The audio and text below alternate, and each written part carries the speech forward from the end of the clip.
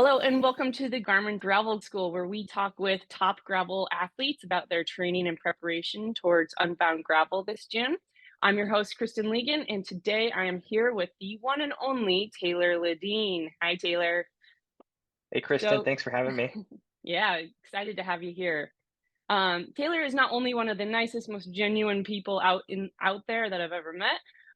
He's also just an incredible athlete, and with a bunch of wins to his name, a bunch of great podiums to his name across mountain biking and gravel racing. Super experienced across all the different disciplines. But one of my most, my favorite, what I think is one of the most impressive results was your 2021 win at Unbound XL. That's, for anybody who doesn't know, that's the extra long or extra large version of Unbound 350 miles, where you ride through the night and into the next day. So Taylor, you completely dominated that race, with having a kind of a catastrophic tire failure that you had to stop and fix. Can you tell us a little bit about what happened out there? Yeah, for sure. That was definitely a memorable race, and I think it's important to know, and you know this doing the XL, right? Like it's things are not going to go perfect. Um, it's kind of like I like to go into these events like expect the worst but hope for the best. And that's not to be have like a pessimistic view. It's more of a realistic view. I like to approach these with, and so yeah, for XL, it was how can I start the event feeling the most secure about my setup? And for me, that was bringing a spare tire, a whole spare tire. Um, I know it added a lot of weight to an already pretty heavy setup.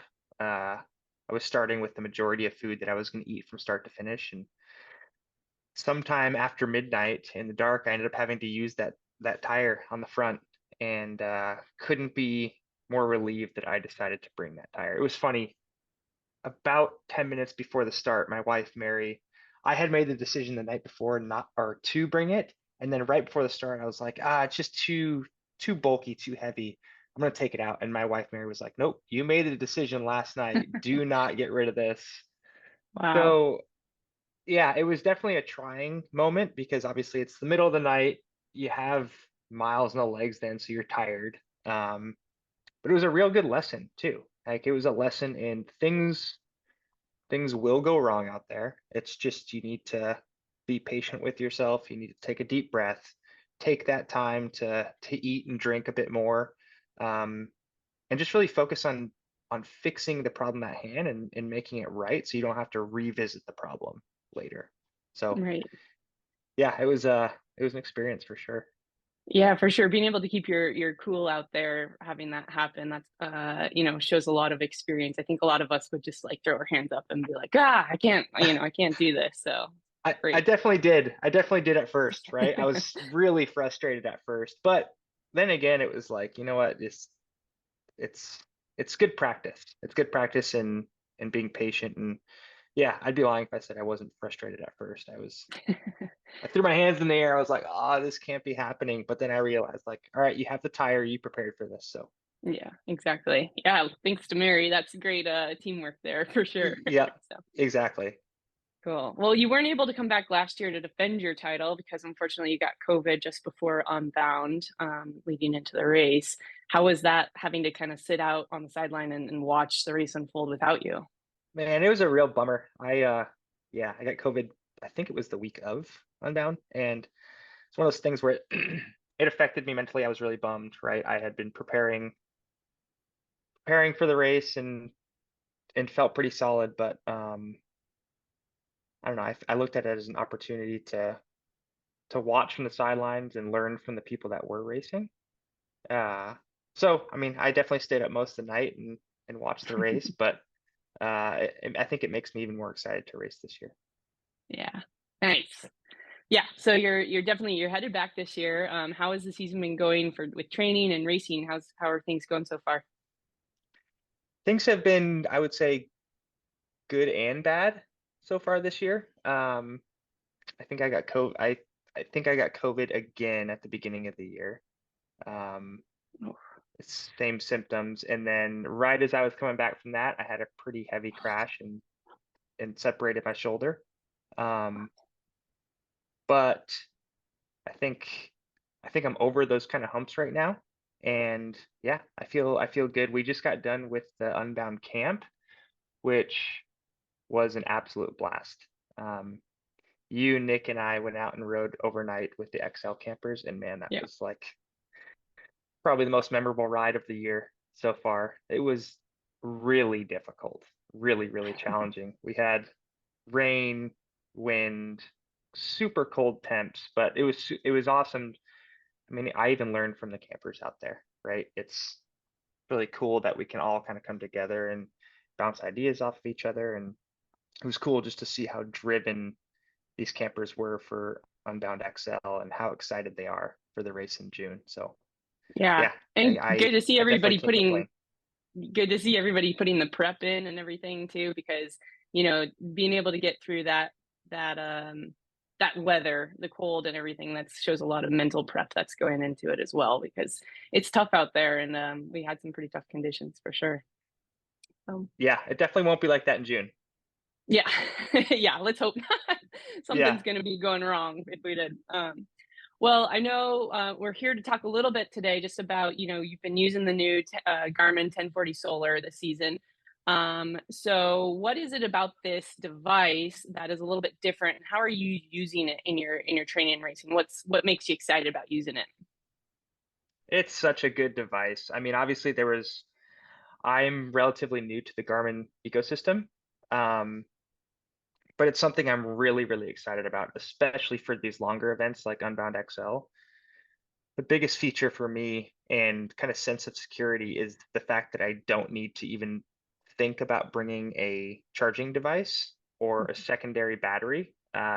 With the 1040 solar, I feel like for XL, we'll finish that ride and have plenty of battery left to spare, which is just absolutely insane to me, especially when you're running navigation from start to finish, right? That's probably the most important thing.